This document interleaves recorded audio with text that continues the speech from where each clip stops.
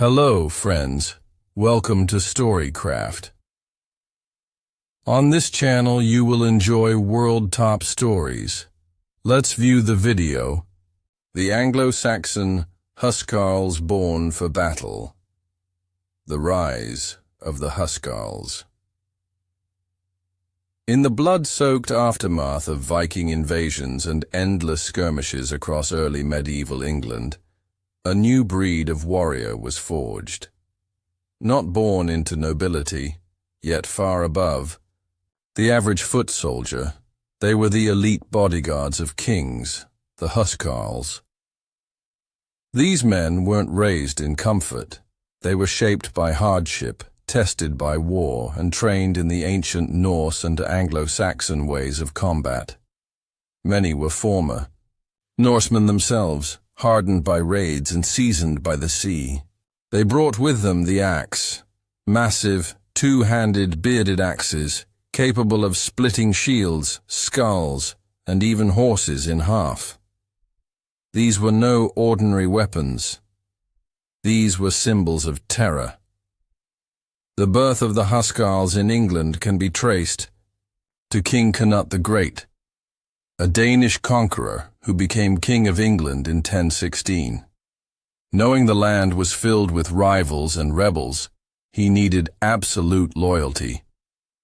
So he created his personal army, an elite brotherhood who would serve, protect, and, if necessary, die for their king. In return, they were given land, silver, and above all, honor. They weren't just soldiers. They were legends in the making. Each Huscarl swore a sacred oath, a binding word stronger than any sword. They promised unwavering loyalty to protect the king, even at the cost of their own lives. They ate at the king's table. They lived within his hall. And when he marched, they stood beside him, shoulder to shoulder, axe to axe. Their training was brutal. Every man had to master not only the axe, but also the sword, the spear, and the shield. They learned to fight in the shield wall, a terrifying formation where warriors locked shields and became a walking fortress of steel. A single break in the line meant death for them all. So they trained until their arms ached and their bodies bled, building a bond of brotherhood that could not be broken. The Anglo-Saxon chronicles describe them not just as fighters, but as giants among men, tall, powerful, fearless. In times of peace, they were the king's enforcers, ensuring justice and order. But when war drums echoed across the land, they became the spear tip of England's fury. Their fame spread across Europe. Enemies whispered their name in fear. Allies admired their discipline, and kings envied their loyalty. The Huscarls weren't just born for battle. They were born to serve, and in doing so, they became immortal in the annals of English history. But their greatest test had yet to come, a battle that would shake the very foundation of England and determine whether these warriors would rise as heroes or fall into legend. Loyal to the death, oath, and honor. The heart of the Anglo-Saxon Huscarl was not built on gold, land, or even glory. It was forged in the fire of loyalty, an unbreakable oath that bound each man to his king. It was this sacred bond that separated the Huscarls from every other warrior in medieval England. They were not just soldiers.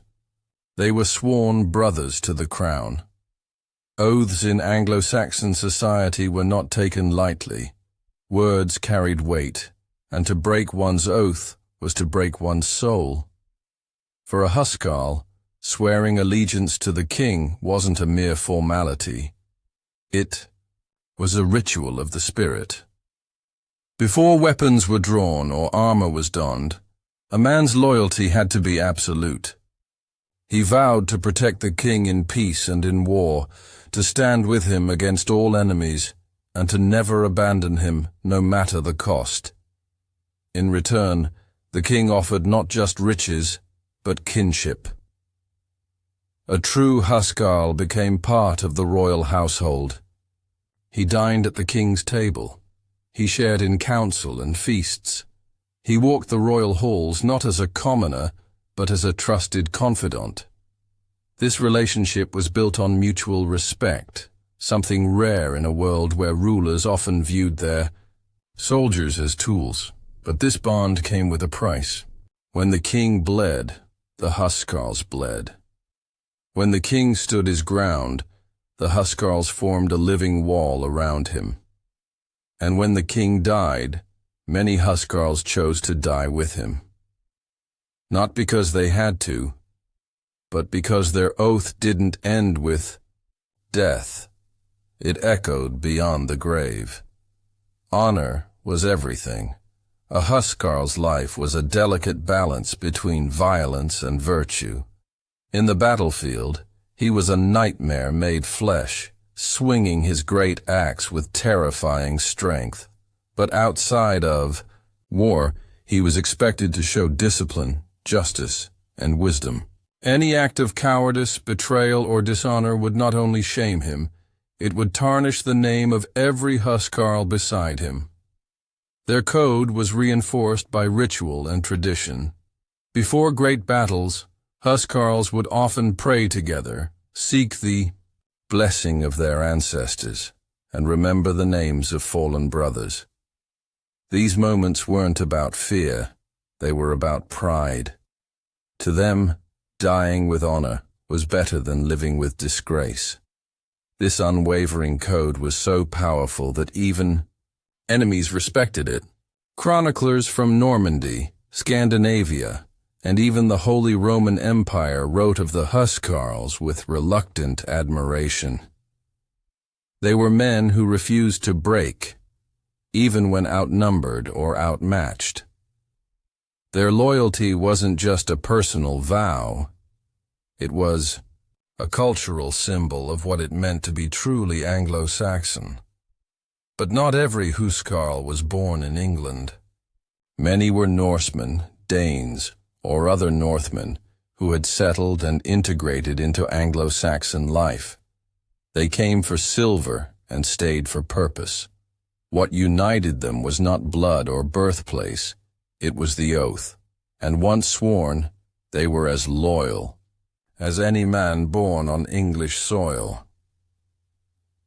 The tales of their devotion were legendary. When King Harold Godwinson rose to power, he surrounded himself with these elite warriors, not because of their strength alone, but because he knew their loyalty would never falter. They became his shield, his sword, and his final line of defense. As the storm of 1066 began to gather, the Huscarls tightened their ranks. They knew what was coming. They knew the enemy was fierce. But they also knew their place. Their oath did not allow retreat. Their honor did not permit fear. They would fight. They would protect. They would die, if necessary. Because to be a Huscarl was to live for the king and die for the oath. Shields of the King. Life in the shield wall. When the drums of war thundered and banners rose against the sky, the Huscarls stepped forward, not as individuals, but as a wall of steel and will. In the chaos of medieval warfare, where fear could break even the bravest man, the Huscarls found unity in one of the most terrifying and effective formations ever devised, the shield wall. To understand the Huscarls is to understand the shield wall. It wasn't merely a tactic, it was their identity. A line of warriors locked shoulder to shoulder, shields overlapping like scales on a serpent, axes poised to strike over the top, It was a living fortress. Within this wall, each Huscarl had a singular purpose. Hold the line. Let nothing through. Protect the man beside you. Die if you must, but never fall back. The shield wall demanded more than strength. It demanded trust. A single weak link could shatter the line and doom the entire force. Each warrior was responsible not only for his own defense, but for the defense of his brothers. In the eyes of the Huscarls, breaking formation was the ultimate betrayal. Standing firm in the wall, however, was the highest form of honor.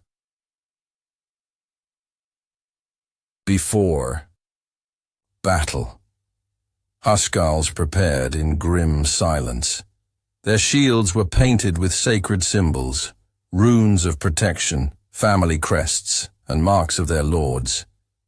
Their axes were sharpened to a murderous gleam. Armor was checked, straps tightened, and helmets secured. But what truly prepared them was memory. They remembered the drills, the formations, the countless hours of training where they bled to learn how not to bleed in real combat. When the clash began, the noise was deafening, iron against iron. Screams, battle cries, and the brutal thud of bodies colliding. The shield wall was not a place for the faint-hearted. Blades jabbed between gaps, arrows rained down, and enemy warriors hurled themselves at the line, trying to break it through sheer fury. But the Huscarls stood. They pushed back. They roared like lions. Behind their shields, their eyes burned with focus. Their ears tuned only to commands shouted over the din. Advance, hold, push, strike. The axe of a Huscarl wasn't swung wildly. It was a precise instrument of death. Overhead sweeps could split helmets. Side cuts could slice through mail. And a downward blow could drop a horse. Fatigue was the enemy. But in the shield wall, there was no time to rest. Muscles burned. Breathing became labored. Yet the line held, and with each second that passed, the will of the enemy eroded. Few could withstand the Huscarls' relentless pressure. They didn't break. They didn't falter. They didn't die alone. When a Huscarl fell, his brothers closed the gap instantly, dragging him back or standing over him to protect his last breath. There was no room for sorrow in the line, only survival, only vengeance. Life outside the battlefield was no less disciplined. The Huscarls trained constantly to maintain their edge. They honed their reflexes, sharpened their instincts, and forged unshakable camaraderie. Games of strength, mock duels, and shield wall exercises were their daily bread. For them, peace was only a pause between wars. Their loyalty extended beyond the battlefield. In court, they served as advisors, guards, and enforcers. Their very presence brought silence to a room. Even lords and nobles knew better than to provoke a man who had survived the shield wall. To enemies, the Huscarls were monsters in human form. To the people, they were guardians of the realm. And to the king, they were his shield, unyielding, immovable, and eternally faithful. As the winds of fate shifted and new threats loomed on the horizon, the Huscarls prepared once more. For when the shield wall rose, the kingdom itself stood tall. And as long as the Huscarls held the line, England would not fall. The calm before Hastings, fate tightens its grip. The year was 1066, and England stood on the edge of a blade. The death of King Edward the Confessor had thrown the kingdom into uncertainty. and the crown now rested upon the head of Harold Godwinson, the last great Anglo-Saxon king. But with his coronation came a storm, brewing from both north and south, and at the center of it all stood the Huscarls, England's last line of elite defense. In the months leading to Hastings, the Huscarls were stretched to their limit. Whispers of invasion flowed through the halls of court. William of Normandy, cousin to the late Edward, claimed the English throne was rightfully his. Across the sea he was gathering ships, soldiers, and steel. But the south was not the only danger. From the north, the thunder of longships echoed as Harald Hardrada, the ruthless king of Norway, arrived with a Viking horde, eager to carve England into his own legacy. King Harold knew he had little time, and he knew exactly who he could count on. The Huscarls rallied to his banner with unwavering resolve. When others hesitated, they moved with purpose. No man questioned the call to arms. Their loyalty to Harold was absolute. He was not only their king, he had fought beside them, bled with them, and earned their respect. Their first test came not at Hastings, but at Stamford Bridge. Marching north with brutal speed, Harold and his Huscarls struck down Hardrada's army in a surprise assault that would become legend. The battle was fierce. Huscarls clashed with seasoned Norse warriors in a savage melee that turned the River Derwent red. Axes flew, swords shattered, and shield walls crushed into one another like waves on stone. In the end, the Huscarls prevailed. Hardrada lay dead. The Viking threat was extinguished, but the cost was high. Many brothers had fallen, and their bodies still lay warm when the messengers arrived. William had landed on the southern coast. There was no time to mourn, no time to rest. With barely a moment to breathe, Harold turned his exhausted army south. Over 200 miles, the Huscarls marched, wounded, bloodied, but unbroken. Their bodies ached, but their hearts burned with purpose. They had come too far to falter now. As they approached Hastings, a strange silence fell over the army. The campfires burned low. The usual laughter and tales were gone. In its place was a grim determination. The Huscarls sharpened their axes in near silence, each man knowing the weight of the coming battle. This would not be another skirmish. This would be the reckoning. That night, beneath a sky heavy with stars, they prepared. Some prayed, others drank.